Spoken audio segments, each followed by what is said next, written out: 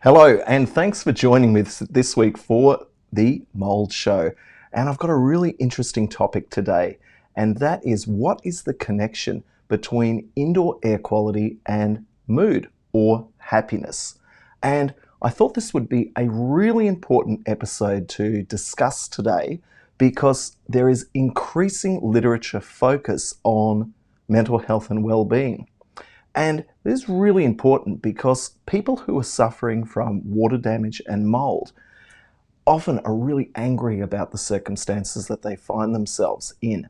And there's some wonderful emerging literature that is talking precisely about the relationship of indoor air quality and mood, and specifically happiness. So today we're going to be talking about indoor air quality and happiness.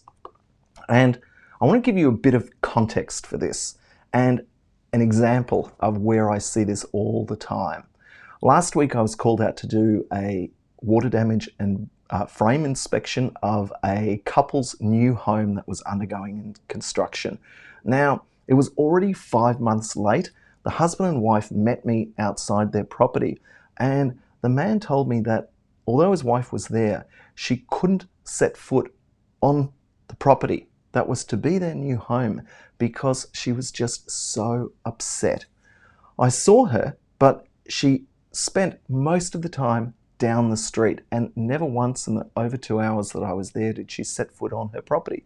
Now, why is this relevant to you? Well, I want to make the very clear connection that the environment that we're exposed to has a huge impact on how we feel. And how we feel, although that's subjective, it's very real to the individual. And there is, as I said, a lot of research which is looking into this. And so today, I want to summarize some of the key papers that have come out recently that have been measuring happiness and various other moods and linking this with indoor air quality. Now, what do I mean by indoor air quality? Well, anyone who follows the Mold Show knows that I like to focus on mold. But mold, when we think about this, is visible mold, usually after water damage. But what about the whole other range of environmental toxins that can occur? And we're all familiar with haze and smoke particles, for example, after a fire. All of this contributes to air quality. And think of air quality as all of the different particles or the particulate matter that we're breathing in and that settles out onto our clothes and into our homes. So air quality really comes down to measuring the quantum of particles that are in our airspace. And when we do this, air can be defined using two parameters, and they're officially called PM 2.5 and PM 10. PM 2.5 are the very small particles, the particulate matter under 2.5 microns. And then the mid to larger size range is the PM 10, and that is up to 10 microns in diameter.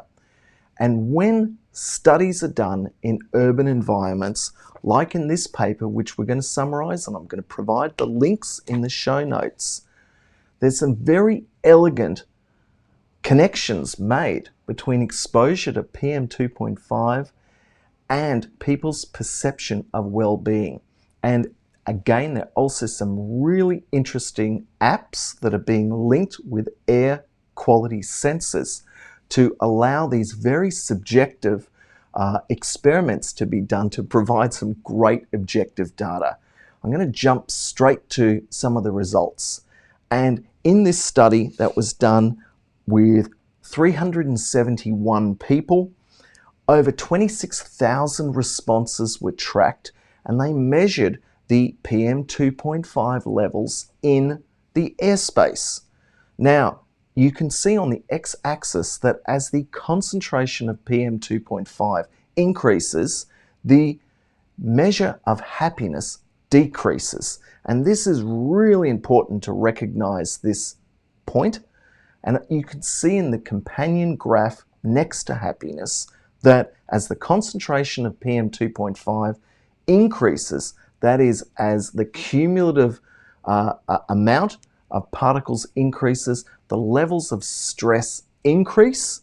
And you can also see in the bottom that as the concentration of pollution increases, the subjective interpretation of self-awareness of sadness increases. So the take-home message, as exposure to poor or bad indoor air quality occurs, according to this study, your happiness will go down, your stress level will go up, and your sadness will go up. I think this is just brilliant research because it moves away from our discussion focusing only on mold exposure, and it talks about the wider problem of indoor air quality, which then leads me back to that story about that couple. As I moved through the building taking measures of moisture content in base plates throughout the property and various different tests to assess the microbiological components or surface damage to the timbers, the husband nearly broke down and started crying a couple of times. He got into a semi-heated argument with the builder. I think it would have been worse had I not been there. He took me out to the car several times because he was so angry and he looked like he was going to begin weeping. Now, he was despondent, upset, angry, displaying a range of different emotions, and I'm sure anyone who has suffered from water damage and mold exposure can relate to that story. But what's going on at the biochemical level? What's going on inside your head, which is responsible for these range of different emotions? Because I can tell you that when we do water damage and mold reports and hand those reports over, and just the very act of taking measurements, in many cases, gives people a lot of hope for the future. Hope that they will be able to demonstrate the validity of their convictions about exposure to mold, and hope that they can get back to a normal mold ecology and get into a home that is not going to be mold affected. And so I want to talk about how clinicians see happiness and what are the variables that are responsible for our perception of well-being. And to do that, I need to introduce an acronym called DOSE, and each one of the letters corresponds to a different neurotransmitter, which in turn is connected with a different way of seeing the world and responding to the world. And we're going to take each of these in turn. So D is for dopamine, and this is a chemical messenger that's responsible for our anticipation of a reward. And as I told you, when I am on site doing water damage and mold assessments, often the very act of being there to collect information with the anticipation that there'll be a report which clarifies a lot of the concerns that the stakeholders have is enough to increase dopamine.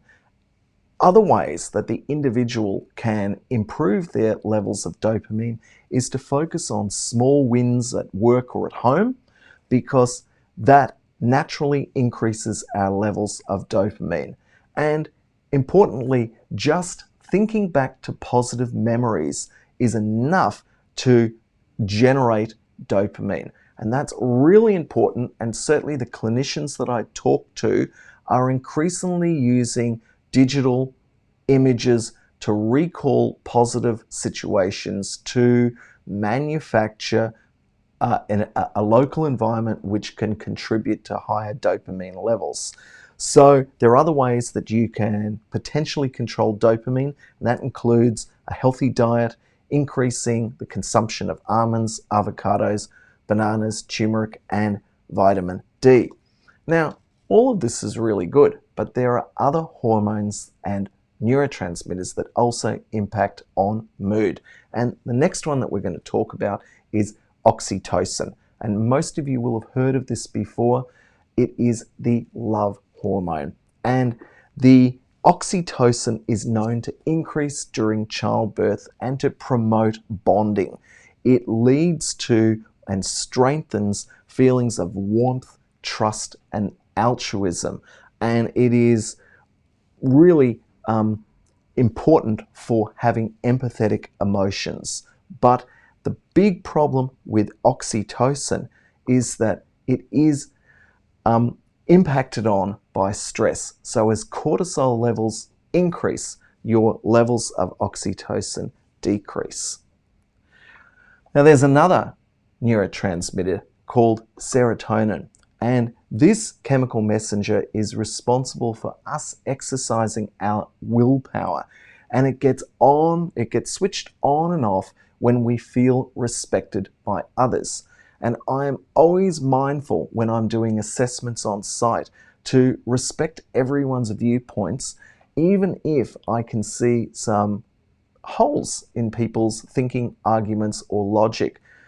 It's really important that every person in a water damage and mold situation and dispute does respect the other party's opinion, because at the end of the day, it will be what it will be. A property either is or is not mold contaminated, and usually that contamination is localized.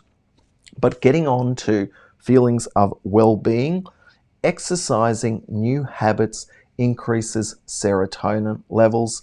Serotonin is regulated by exposure to sunlight, and positive behaviors like massage and touch events increase serotonin. I'm continually struck by all of these subjective feelings of well-being and perceptions of well-being that I certainly see that often are invisible in the clinic. Last night I was talking to a GP, a medical practitioner, and we were comparing notes on the differences in my relationship with clients and patients and the doctor's relationships. He was saying that in 7 minutes to 15 minutes maximum, it's very difficult for him to take in the complexity of a patient's living environment, let alone their state of mind, unless the individual can express that succinctly. And I was saying that in the couple of hours that I do on-site inspections, I get a very good empathetic understanding of what's going on in their home. And there are a lot of visual cues that you can detect in someone's home that contributes to, in a sense, a identification of how these different neurotransmitters potentially impact on that individual and the other members of the family as well. But I digress. Getting back to the fourth neurotransmitter. The fourth neurotransmitter is an endorphin, and the very term endorphin gives you a clue about what it is actually doing. And the endorphin comes from the word endogenous, meaning it comes from within the body, and morphine is intimately connected with pain relief. So endorphins are released in response to pain or stress, and it's important to recognize when they are released. And their aim in your neurochemistry is to minimize discomfort and maximize pleasure, allowing us to continue functioning despite illness, injury, or stress. And activities that boost creativity, acupuncture, for example, behaviors that cause us to laugh, or things that make us exercise, all stimulate levels of endorphins. Now, DOSE, it's a 4-letter acronym, and it definitely allows you to remember which are the 4 neurotransmitters that regulate mood.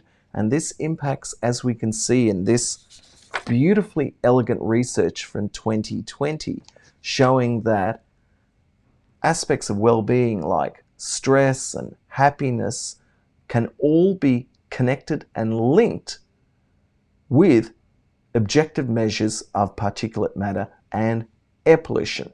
And I'm also saying that PM 2.5 is almost in one-to-one correspondence with mold spore counts in the air and out in the normal outdoor airspace. So the connection between air pollution and mold and mood cannot be underestimated. In any case, where am I getting a lot of these clinical findings? Well, I consulted the National Institute of Integrative Medicine, and also, especially in the last month, I have been participating heavily on a new social media app called Clubhouse. And on this app, you can have conversations on particular topics. Think of this as a living conference or a mastermind. And a lot of them are medically focused. And a lot of the clinicians that are dealing with the topic of happiness and mood and anxiety and longevity are discussing ways in which you can biohack your brain, in a sense, to move you from a state of discomfort into a more positive living environment. And certainly with my clients who are in the throes of dealing with complicated situations surrounding water damage and mold, being able to get into a more positive frame of mind can only be a positive thing. And so the summary of a lot of the practical steps that the clinicians are advocating with their patients for manually creating conditions that improve a lot of these neurotransmitters or put them onto a level where they have positive health outcomes can be summarized on the next slide. And the clinicians overwhelmingly promote the practice of mindfulness. That is, visualizing situations that are positive, giving gratitude, obviously taking advantage of exercise and a good diet, but also not underestimating the impact of touch, things like acupuncture and massage, for all allowing the individual to some extent, control these neurotransmitters. In any case, my name's Dr. Cameron Jones. I do the Mold Show every week. This is available as a podcast on iTunes, also as a live stream on Facebook and to YouTube. I'm always after people's questions. I love answering questions. Increasingly, you can find me on Clubhouse, and on Clubhouse, you can find me in various rooms, but I am currently doing 2 rooms per week on the topic of mold, and I'm doing this with Keely online, and she has a room called The Mold Exposes. Jump online or go to my website or my link tree to discover how you can participate and get some questions answered. Often it is faster and more direct than sending an email. In any case, I hope you now appreciate the connection between indoor air quality and happiness a little bit better. I'd encourage you to download the original studies and the linked studies within those papers and read the results and conclusions yourself. It's very compelling. In any case, have a great week. See you next week. Bye for now.